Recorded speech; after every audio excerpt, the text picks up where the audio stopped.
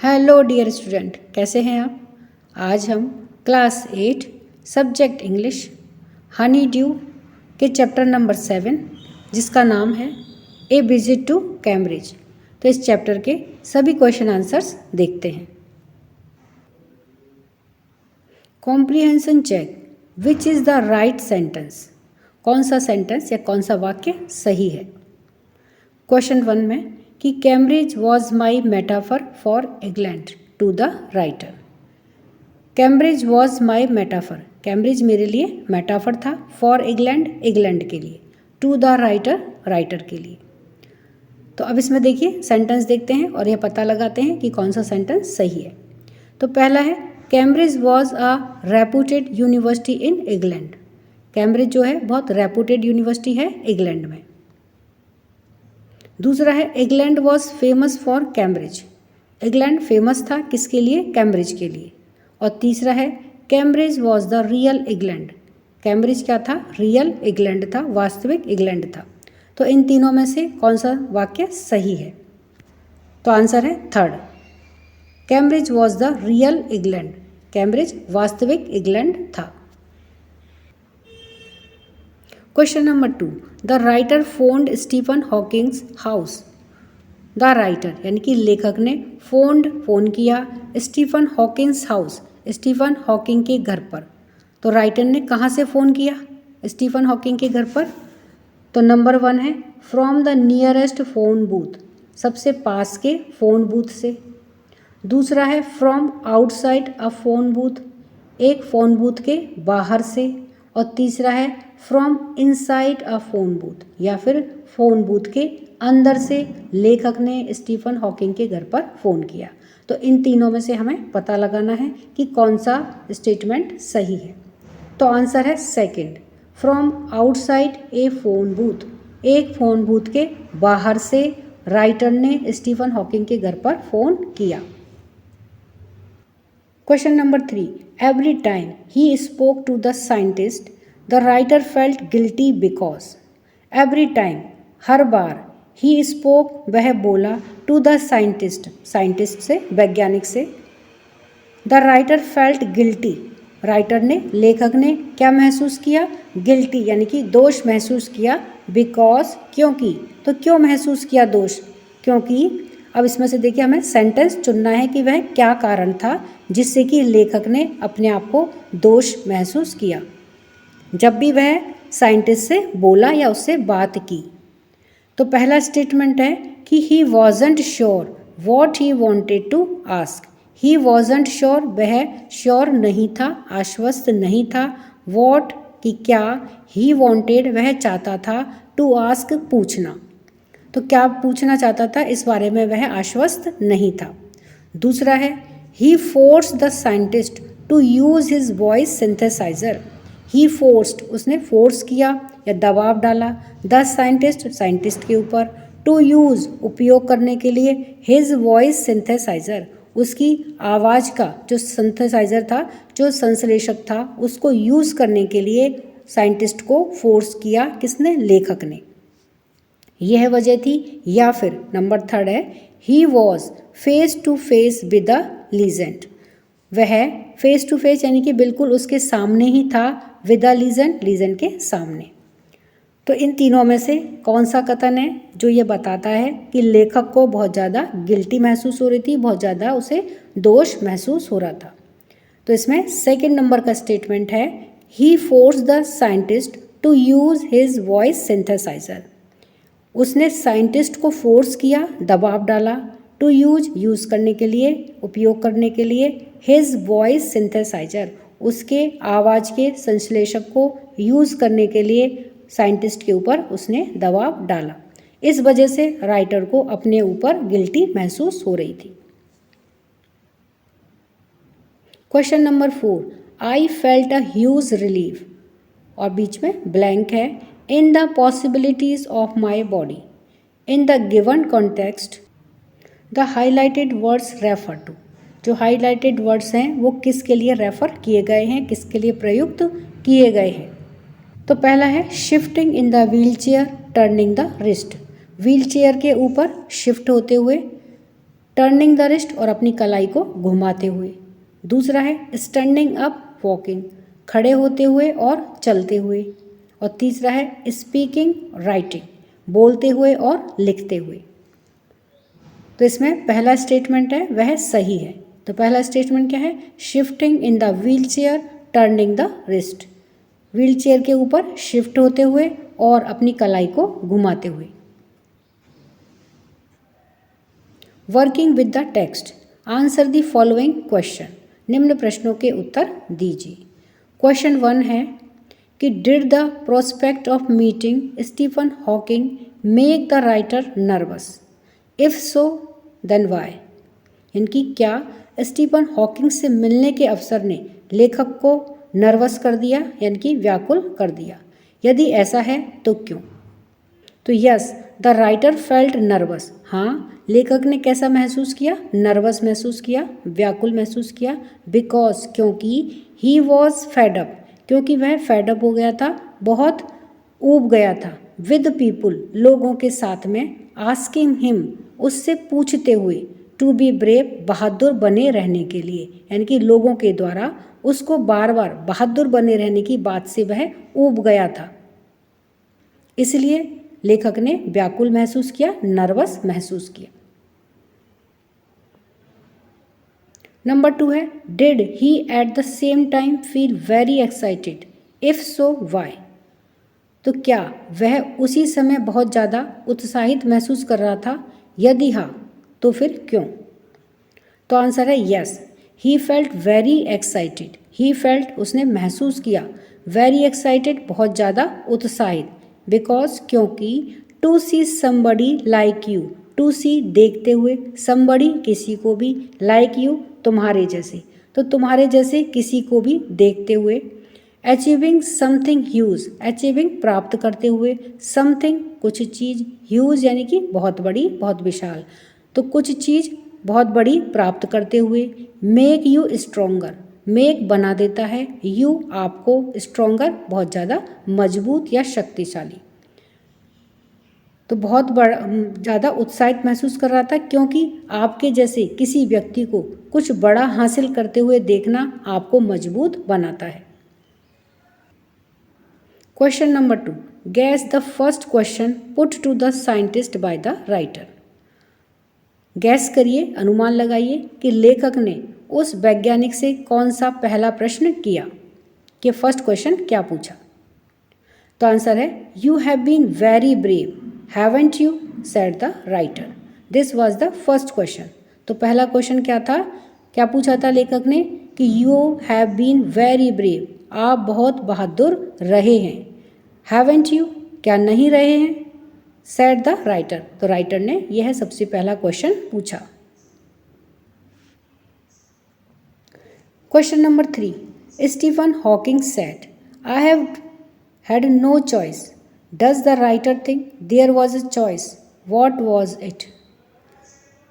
तो Stephen Hawking ने कहा कि I have had no choice, मेरे पास में कोई विकल्प नहीं था। क्या लेखक सोचता है कि वहाँ एक विकल्प था, कि देयर वॉज ए चॉइस, यानी कि वहाँ एक विकल्प था, ऐसा लेखक सोचता है। वॉट वॉज इट, तो वह कौन सा था? आंसर है यस, हाँ, द राइटर थिंक्स, लेखक सोचता है, देयर वॉज ए चॉइस, कि वहाँ एक विकल्प था, ऑफ लिविंग क्रिएटिवली, कैसे रहना, क्रिएटिवली यानी कि रचनात्मकता के साथ में रहते हुए, with the reality of his disintegrating body, with the reality, reality यानी कि सच्चाई के साथ में, ऑफ हिज उसकी, डिसइंटीग्रेटिंग यानी कि विघटित होते हुए, बॉडी यानी कि शरीर की। तो लेखक सोचता है कि उसके पास में विघटित होते हुए शरीर की सच्चाई के साथ में रचनात्मकता से जीने का विकल्प था।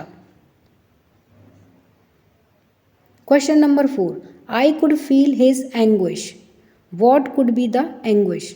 आई कुड फील, मैं महसूस कर सकता था, हिज एंग्विश, उसकी कष्ट को या उसकी पीड़ा को। What could be the anguish, तो वह पीड़ा क्या हो सकती थी या क्या था? आंसर है the anguish could be for the difficulty in finding the right words on the computer with pale fingers. तो वह कठिनाई क्या थी? द एंग्विश वह कठिनाई थी, कुड भी हो सकती थी, फॉर द डिफ़िकल्टी डिफ़िकल्टी यानी कि बहुत कठिनाई थी, इन फाइंडिंग ढूंढने में परेशानी थी, द राइट वर्ड सही शब्दों को, ऑन द कंप्यूटर कंप्यूटर के ऊपर, विद पेल फिंगर्स जो कमज़ोर पड़ गई थी उंगलियां उनके साथ में, राइट वर्ड्स को कंप्यूटर के ऊपर ढूंढना एक डिफ़िकल्टी थी या उनके लिए यह एक बड़ी पीड़ा थी। Question number 5, what endeared the scientist to the writer so that he said he was looking at one of the most beautiful men in the world. What endeared the scientist? Scientist की, वैज्ञानिक की, to the writer लेखक के लिए वह क्या प्रिय बात लगी? एंडियर्ड यानी कि प्रिय, तो वह कौन सी बात प्रिय लगी? दैट की जिससे कि ही सेड उसने कहा, ही वॉज लुकिंग वह देख रहा था, at one of the most बहुत सारे लोगों में से एक, यानी कि सबसे ज़्यादा लोगों में से एक, ब्यूटीफुल सुंदर, मैन पुरुषों में से, इन द वर्ल्ड संसार के सबसे ज़्यादा सुंदर पुरुषों में से एक को वह देख रहा था। तो आंसर है the scientist frank admittance about his annoyance for meeting a visitor endeared him to the writer. The scientist frank तो वैज्ञानिक की, फ्रैंक यानी कि स्पष्ट, एडमिटेंस यानी कि स्वीकारोक्ति स्वीकार करना, अबाउट हिज अनोयंस यानी कि उसकी झुंझलाहट के बारे में, फॉर मीटिंग मिलने को लेकर के जो झुंझलाहट हुई थी उसके बारे में, ए विजिटर एक आगंतुक के साथ में, एंडियर्ड प्रिय लगी, हिम उसको, टू द राइटर लेखक के लिए, यानी कि एक आगंतुक से मिलने को लेकर के अपने को हुए कष्ट या झुंझलाहट के बारे में वैज्ञानिक के द्वारा जो स्पष्ट स्वीकारोक्ति ने, यानी कि इस बात को उन्होंने स्पष्ट रूप से स्वीकार कर लिया, इस बात ने लेखक ने का प्रिय बना दिया, यानी कि यह बात लेखक को उनकी बहुत अच्छी लगी कि उन्होंने स्पष्ट रूप से इस बात को स्वीकार कर लिया कि वे एक किसी नए विजिटर से, नए आगंतुक से मिलने को लेकर के उन्हें झुंझलाहट हो रही है। Question number 6, read aloud the description of the beautiful man, which is the most beautiful sentence in the description. तो ब्यूटीफुल मैन सुंदर पुरुष के डिस्क्रिप्शन यानी कि विवरण को जोर से पढ़ो। इस विवरण में सर्वाधिक सुंदर वाक्य कौन सा है, यानी कि सबसे ज़्यादा ब्यूटीफुल सेंटेंस कौन सा है? तो आंसर है बिफोर यू, आपके सामने, लाइक ए लैंटर्न एक लालटेन के जैसे, हुज वॉल्स जिसकी दीवारें, are worn so thin, are worn यानी कि घिस करके, सो थिन इतनी ज़्यादा पतली हो गई हैं, यू ग्लिम्सेस आप देख पाते हो उसकी झलक, ओनली द लाइट इनसाइड उसके अंदर केवल लाइट को या लौ को ही आप देख पाते हो, उसकी झलक आप देख पाते हो। Is the incandescence of a man एक आदमी की या एक मानव की, इनकैंडिसेंस यानी कि आंतरिक आभा ही है। This is the most beautiful sentence, और यह सबसे ज़्यादा ब्यूटीफुल, सबसे ज़्यादा सुंदर सेंटेंस है, सुंदर वाक्य है। क्वेश्चन नंबर 7 में 1 है कि if the lantern is the man what would its walls be, यदि आदमी एक लालटेन है तो उसकी दीवारें कौन हैं? तो आंसर है the walls of the man लालटेन are formed by the body. तो मानव अगर एक लालटेन है तो उसकी दीवारें उसके शरीर के द्वारा ही बनाई जाती हैं, तो उसका जो शरीर है वह उसकी वॉल्स हैं, उसकी दीवारें हैं। सेकेंड है what is housed within the thin walls, तो इन थिन वॉल्स यानी कि इन पतली दीवारों के बीच में क्या रखा है? The eternal soul is housed within the thin walls, तो इन पतली दीवारों में क्या रखा हुआ है? हमारी एटर्नल सोल यानी कि हमारी जो शाश्वत आत्मा है वह रखी जाती है। नंबर 3 है what general conclusion does the writer draw from the comparison, तो इस कंपैरिजन से या इस तुलना से लेखक क्या सामान्य निष्कर्ष निकालता है?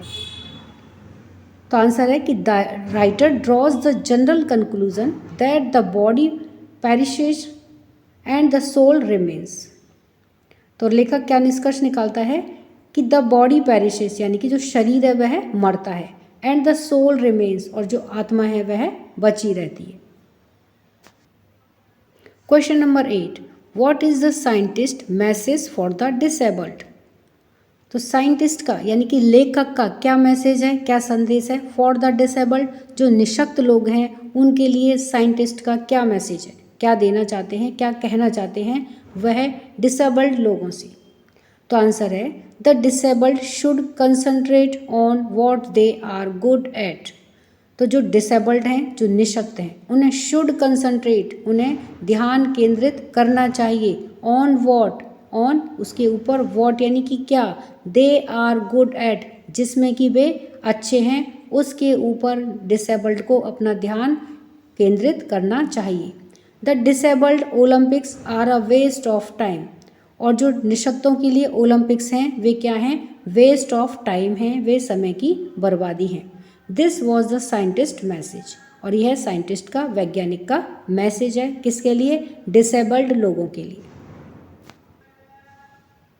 Question number 9, why does the writer refer to the guitar incident, which idea does it support.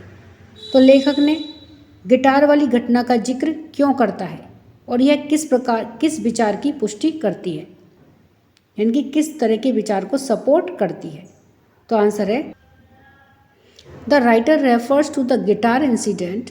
जो लेखक है वह गिटार इंसिडेंट को रेफर करता है, जिक्र करता है, बिकॉज क्योंकि ही ट्राइड, वह कोशिश करता है, इन विच ही वॉजेंट गुड, इन विच जिसमें कि ही वॉजेंट गुड वह अच्छा नहीं था, उसमें वह कोशिश करता है, एट एंड और दस वेस्टेड हिज टाइम, और इस तरह से वेस्टेड हिज टाइम, अपने समय को खराब करता था। It supports the idea to concentrate in which you are good at. It supports, यह सपोर्ट करता है, द आइडिया विचार, तो यह विचार सपोर्ट करता है, टू कंसंट्रेट ध्यान केंद्रित करने के लिए, इन विच जिसमें कि यू आर गुड एट आप अच्छे हैं, तो जिसमें आप अच्छे हैं उस पर आप ध्यान केंद्रित करिए, इस बात के लिए यह विचार, यह आइडिया सपोर्ट करता है। तो लेखक ने गिटार वाली घटना का इसलिए जिक्र किया था। Question number 10, the writer expresses his great gratitude to Stephen Hawking. What is the gratitude for.